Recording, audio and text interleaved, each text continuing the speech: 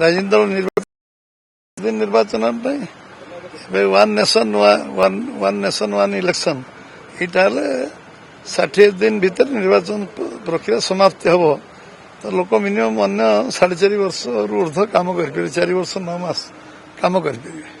ଦେଖିବାକୁ ଗଲେ ଯୋଉ ପଞ୍ଚାୟତ ଉପନିର୍ବାଚନ ହଉଛି ପରବର୍ତ୍ତୀ ସମୟରେ ଯେତେବେଳେ ସରକାରକୁ ଆସିଛନ୍ତି ତାର ପରବର୍ତ୍ତୀ ସମୟରେ ଇଏ ପ୍ରଥମ ଟେଷ୍ଟ କହିପାରିବା।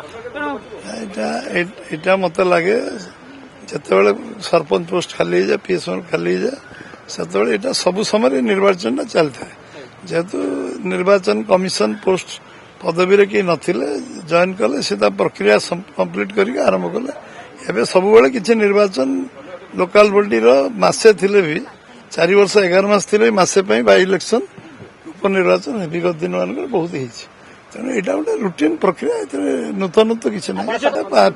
5ଟା ଜିଲ୍ଲା ପରିଷଦ ହଉଛି 43ଟା ସରପଞ୍ଚ ହଉଛି ଏଇଟା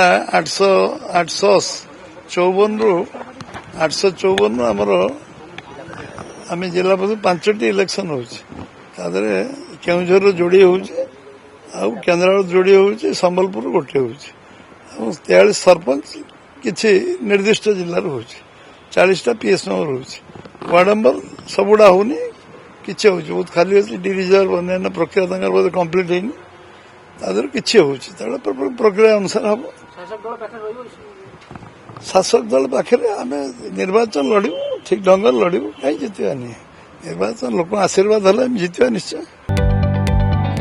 जदि आपंक आम भिडी भल लगा तेब आम चैनल को लाइक शेयर और सब्सक्राइब करने को जमा भी भूलु नहीं।